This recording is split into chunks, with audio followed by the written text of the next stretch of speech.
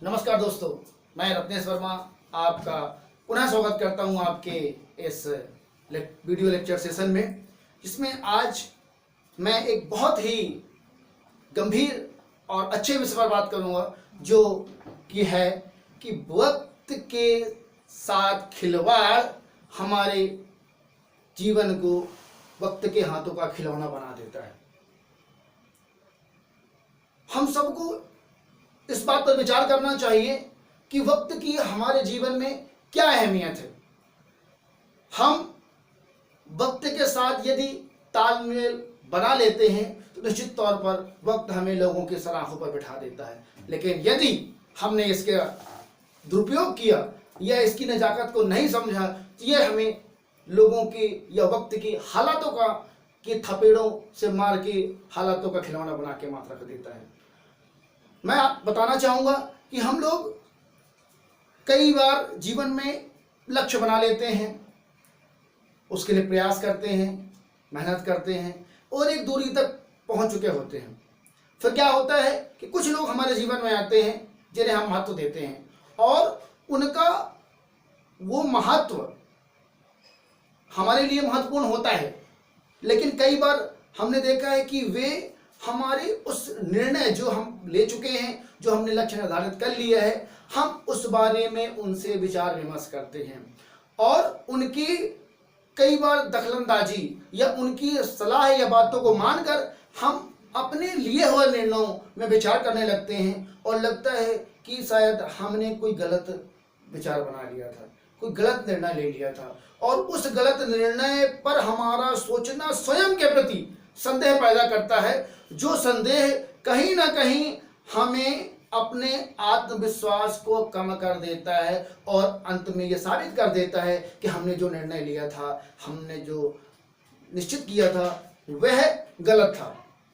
अतः इस तरह से हम दूसरे लोगों की वजह से अपने विचारों को परिवर्तित कर देते हैं और पुनः एक नया रास्ता चयन कर लेते हैं और उसके लिए प्रयास शुरू कर देते हैं। धीरे धीरे चलता रहता है और कई बार ऐसे एक मोड़ पर पहुंचने के बाद हम लोगों की सलाह की वजह से या अपने आत्मविश्वास की कमी की वजह से अपने निर्णयों को बदलते जाते हैं और अंत में स्थिति यह आती है कि हम एक अस्थिर मस्तिष्क के मालिक बन जाते हैं और सिर्फ हम अपने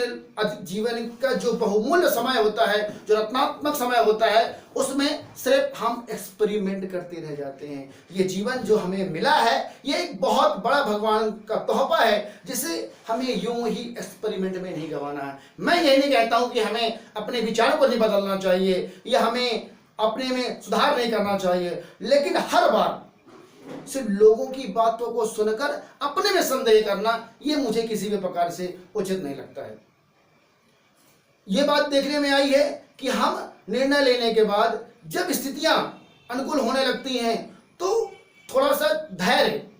की कमी की वजह से कई बार हम सब्र नहीं रख पाते हैं, क्योंकि हालात हर बार हमारे अनुकूल हों ऐसा आवश्यक नहीं है। लेकिन यह मेरा विश्वास है, यह मेरा मानना है कि यदि आपका आप में विश्वास है, सहन शक्ति है, धैर्य है, तो हम प्रतिकूल परिस्थितियों को भी, खराब हालातों को भी अपने अनुकूल बना सकते हैं संघर्ष करके। क्योंकि कठिनाइयों के डर से, कठिनाइयों के भय से या रुकावटों या अड़चनों की वजह से अगर हम अपने रास्ते ही बदलते रह गए तो मुझे लगता है कि जीवन भर सिर्फ हम रास्तों की ही खोज में लगे रहेंगे, हमें मंजिल कभी नहीं मिलेगी। इसलिए हमें प्रतिकूल परिस्थितियों में भी अपने को धैर्य से संभालना होगा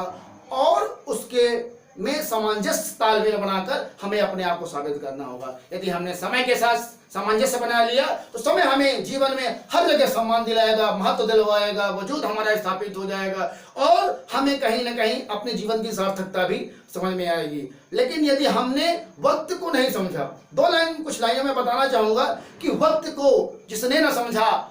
धूल में बहने लग गया, वक्त का साया रहा सो फूल सा वह खिल गया। वक्त की इस अनोखी चाल को पहचानो यारो, वक्त से कदम मिलाओ, वक्त तुमसे मिल गया। यदि हम वक्त के साथ, समय के साथ मित्रता निभा लेते हैं, उसे समझ लेते हैं, उसको साथ चल लेते हैं, तो तो निश्चित तौर पर वह हमें एक निश्चित समय पर ही हमारे मंजिल में पहुंचा देता है। इन्हीं शब्दों के साथ मैं अपनी वाणी को विराम देना चाहूंगा और अगले वीडियो में एक नए विषय के साथ आपसे मुलाकात करूंगा। आपसे निवेदन है कि आप चैनल को सब्सक्राइब करें, लाइक करें, शेयर करें और आपके सुझाव कमेंट के माध्यम से मुझ तक पहुंचाने का प्रयास करें। निश्चित तौर पर मैं अगले वीडियो में और बेहतर करने का प्रयास करूंगा। इन्हीं शब्दों के साथ बहुत बहुत धन्यवाद।